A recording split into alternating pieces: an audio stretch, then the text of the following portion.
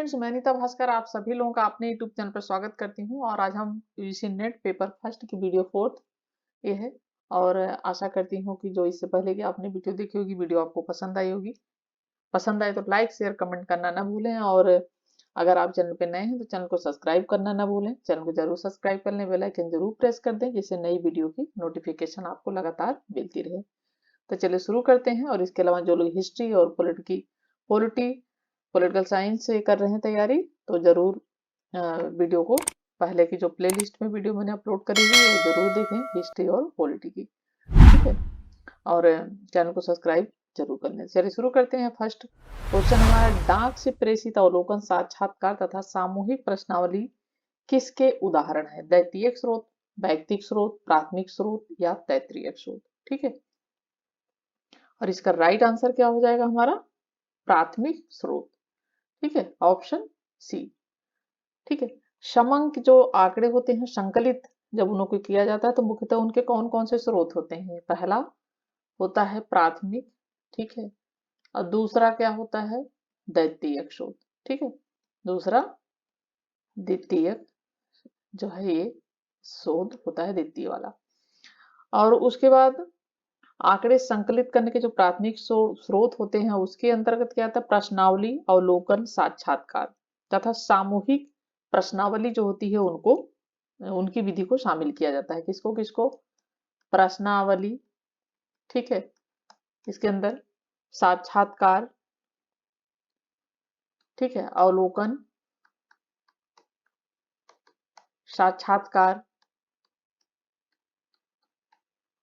और इसके अंतर्गत प्रश्नावली विधि। ठीक है, प्रश्नावली विधि इसको इसमें शामिल किया जाता है। और जो द्वितीय वाला होता है द्वितीयक, उसमें मैगजीन, ठीक है, मैगजीन, समाचार पत्र, सरकार द्वारा जो आंकड़ों का प्रस्तुतिकरण होता है ये सब इसमें शामिल किया जाता है द्वितीयक में। तो राइट आंसर इसमें है प्राथमिक, यानी डाक से प्रेषित अवलोकन, साक्षात्कार तथा सामूहिक प्रश्नावली किसके उदाहरण है? ते हैं उदाहरण प्राथमिक स्रोत के। सेकंड क्वेश्चन है, प्रतिभागी प्रेक्षण निम्नांकित में से किसका अंश है? दार्शनिक शोध, भाषा का मनोवादी सिद्धांत, गणितीय शोध, निर्जातीय शोध। राइट ऑप्शन क्या है इसका? राइट ऑप्शन है हमारा निर्जातीय शोध। थोड़ा सा निर्जातीय शोध के बारे में आपको बता दूं क्योंकि कभी कभी ये वर्ड नहीं समझ में आता कि निर्जातीय शोध क्या होता है। ठीक है, तो निर्जातीय शोध जो होता है एक ऐसा साझा नस्ली जनजातीय सांस्कृतिक समूह होता है, ठीक है, जो किसी जनसंख्या में आसानी से इनको पहचान लिया जा सके और समाज शास्त्रीय स्तर पर इसे समूह नहीं माना जाता। ठीक है, इसे समूह नहीं माना जाता है। इसे क्या कहा जाता है? यह सिर्फ एक व्यक्तियों का समूह माना जाता है। ठीक है, यह व्यक्तियों का समूह माना जाता है। ये जो निर्जातीय जो ये नस्ल और जनजाति जो है होती है ये, ठीक है, और यह एक संस्कृति के अध्ययन वर्णन की प्रक्रिया होती है। जो निर्जातीय शोध है जिसपे शोध की जाती है, रिसर्च किया जाता है, यह एक अध्ययन की वर्णन की प्रक्रिया जिसे निर्जातीय शोध कहते हैं। और यह अध्ययन के तहत एक समुदाय की अंतरंग छवि यानी उनके साथ रहना, उनसे बातें करना, उनका जो रहन सहन की विधियां हैं या उनके समुदाय में क्या प्रचलित है, उन सब विशिष्ट चीजों को क्या करता है? शोधकर्ता उनके साथ समुदाय में वहां रह सकता है, जा सकता है और वहां रहकर शोध का संचालन और संस्कृति, उनकी जो संस्कृति होती है, उनके शैक्षिक प्रथाओं का इसमें क्या करना होता है? अध्ययन करना होता है। ठीक है, ते अध्ययन उसका करता है ये निर्जाति जो वंश या जनजाति जो होती है। ठीक है, तो यह है निर्जातीय शोध। राइट ऑप्शन क्या हो जाएगा? प्रतिभागी प्रेक्षण में से किसका अंश है? तो निर्जातीय शोध का अंश है। ठीक है, और प्रतिभागी क्या करता है? इसमें व्यक्तियों के क्रियाकलाप जो होते हैं उनमें स्वयं हाथ बटाता है, साथ ही उनके साथ व्यवहार का भी उनके क्या करता है? प्रेक्षण करता है। और इस ढंग के प्रेक्षण के प्रेक्षक जो होते हैं उस परिस्थिति का एक सक्रिय क्या करता है? भागी बन जाता है जिसमें प्रेक्षण किया जा रहा है।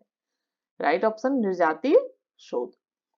तीसरा ऑप्शन क्वेश्चन है हमारा, वह शोध जिसमें पुरुष और महिला के बीच सामाजिक समानता पर जोर दिया जाता है कहलाता है तुलनात्मक शोध, अनुधर्य, क्रियात्मक शोध, नारीवादी शोध। ठीक है, तो पुरुष और महिला के बीच सामाजिक, ठीक है, सामाजिक समानता नहीं, यहाँ पे असमानता रहेगा।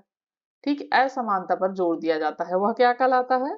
नारीवादी शोध। ठीक है, राइट ऑप्शन हो जाएगा हमारा नारीवादी शोध कहलाता है। और शोध की एक ऐसी विधि है, ठीक है, यहाँ पे समानता नहीं असमानता होगा। ठीक है, असमानता। तो ये जो नारीवादी शोध है, शोध की एक ऐसी विधि जिसमें पुरुष और महिला के बीच सामाजिक असमानता पर जोर दिया जाता है, उसे नारीवादी शोध कहा जाता है। नारीवादी शोध पद्धति के अंतर्गत वस्तुनिष्ठता के स्थान पर क्या किया जाता है? वैश्विकता को अधिक महत्व दिया जाता है। और इसके अंतर्गत ज्ञान की समग्रता को महत्व देते हुए अन्य समाज जो विज्ञान पितृ सत्तात्मक जो शोध होता है उससे उपजित जो खंडित ज्ञान होता है उसकी क्या की जाती है? उसकी आलोचना की जाती है। ठीक है, उसको उसकी क्या की जाती है? जो त्रिसत्तात्मक शोध होता है, प्रतिसत्तात्मक जो सत्ता होती है यानी पिता के नाम पे चलती है, पुरुष के नाम पे चलती है, तो उसकी आलोचना की जाती है क्योंकि ज्ञान अपनी समग्रता में ही प्रासंगिक होता है। ठीक है, तो सामाजिक असमानता पर जोर दिया जाता है पुरुष और महिला के बीच, तो उसको नारीवादी शोध कहा जाता है। Option D right.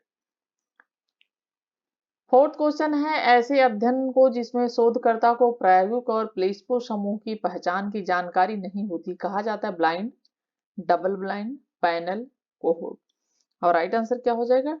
Double blind कहा जाता है।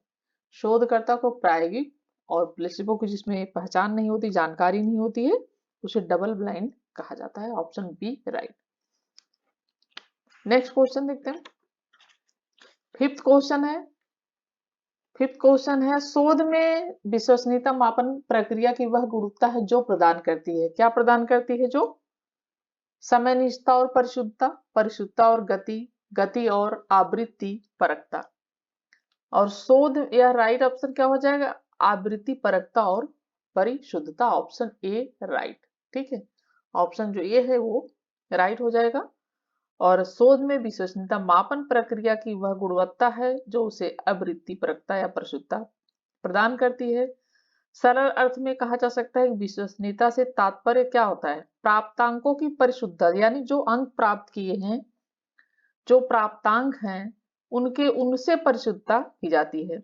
और वैज्ञानिक अर्थ में कहें तो विश्वसनीयता से तात्पर्य प्राप्तांक की संगति से होता है और जो उनके उत्थान के रूप में दिखाई देता है। विश्वसनीय परीक्षण का आत्मसह संबंध होता है। ठीक है, सिक्स क्वेश्चन है, शोध की वैज्ञानिक विधि की विशेषता है अनुभववाद, वस्तुनिष्ठता, सुव्यवस्थित, गोपनीय, सुरक्षा से संबंधित, भविष्य सूचक। तो वैज्ञानिक विधि की विशेषता क्या हो सकती है शोध की? आप सोचिए। ठीक है, तो वैज्ञानिक विधि की क्या विशेषता हो सकती है? पहली बात, अनुभव होना चाहिए। ठीक है, दूसरी बात क्या होनी चाहिए? दूसरी वस्तुनिष्ठता होनी चाहिए। तीसरी क्या होनी चाहिए? तीसरी होनी चाहिए सुव्यवस्थित होनी चाहिए। ठीक है, व्यवस्थित अव्यवस्थित नहीं, सुव्यवस्थित होनी चाहिए, अव्यवस्था नहीं होनी चाहिए। और फिर उसके बाद क्या इंपॉर्टेंट है? भविष्य सूचक।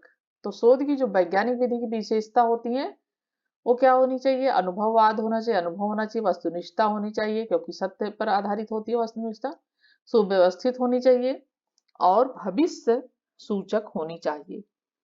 ठीक है, और वैधता होनी चाहिए। इसके अलावा तर्क संगत होनी चाहिए, तर्क पर आधारित होनी चाहिए, पुनरावृत्ति होनी चाहिए, वैधता होनी चाहिए, सब चीजें होनी चाहिए।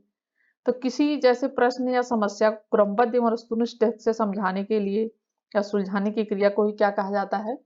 वैज्ञानिक शोध कहा जाता है। ठीक है, वैज्ञानिक शोध कहा जाता है इसे।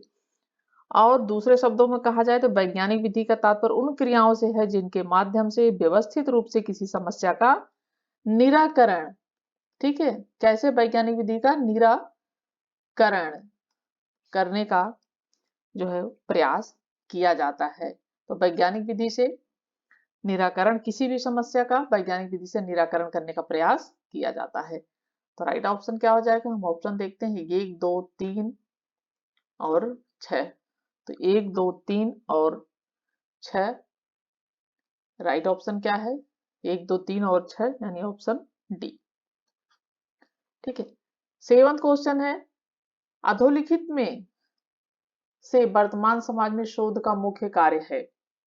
ज्ञान वृद्धि की प्रक्रिया में सहभागिता, नई वस्तु तथ्यों का अन्वेषण, पूर्व लिखी गई रचनाओं की समीक्षा, शोध स्रोतों की सुसंबद्ध परीक्षा तथा उनका विषयनिष्ठ समालोचनात्मक विश्लेषण। ठीक है, और इसमें राइट ऑप्शन क्या हो जाएगा, शोध का मुख्य कार्य है वर्तमान समाज में।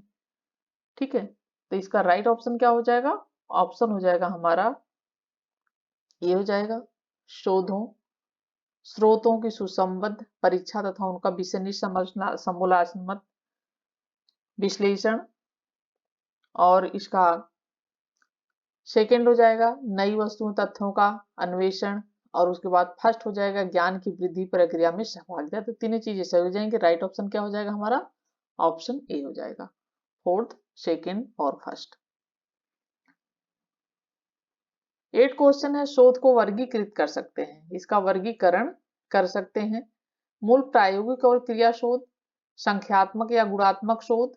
ठीक है, जो संख्या के आधार पर, गुणों के आधार पर ये शोध अलग अलग होते हैं, एक संख्या के आधार पर शोध और या आप गुणों के आधार पर शोध, दार्शनिक, ऐतिहासिक, सर्वेक्षण और प्रायोगिक शोध, उपयुक्त सभी। तो राइट आंसर क्या होगा, शोध को वर्गीकृत कैसे किया जा सकता है, उपयुक्त सभी के आधार पर इसको वर्गीकृत किया जाता है। सर्वेक्षण के आधार पर यानी सर्वे के आधार पर, दार्शनिक के आधार पर, हिस्टोरिकल ऐतिहासिक के आधार पर, प्रायोगिक शोध, ये सभी तरीके के शोध होते हैं। ठीक है, निम्न में से कौन सा कथन सही है, विश्वसनीयता वैधता को सुनिश्चित करती है, वैधता विश्वसनीयता को सुनिश्चित करती है, विश्वसनीयता और वैधता एक दूसरे से स्वतंत्र है, वस्तुनिष्ठता पर निर्भर नहीं करती है। राइट ऑप्शन क्या हो जाएगा, ऑप्शन बी हो जाएगा, वैधता विश्वसनीयता को सुनिश्चित करती है। ठीक है, वैधता और विश्वसनीयता अनुसंधान और परीक्षण जो होता है, ठीक है, उसका क्या है, ये पैरामीटर है। अनुसंधान के उपयोग के लिए दोनों पहलू होना जरूरी है, वैधता भी होनी चाहिए और विश्वसनीयता भी होनी चाहिए, दोनों ही चीजें क्या है, आवश्यक है।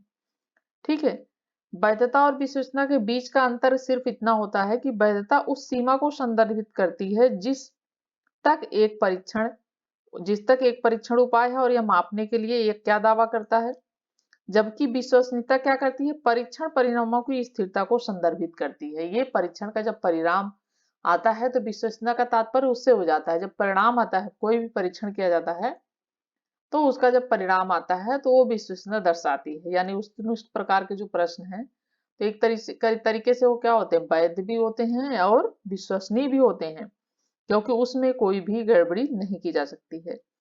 ठीक है, और विश्वसनीयता परीक्षण परिणामों की संदर्भित करता है।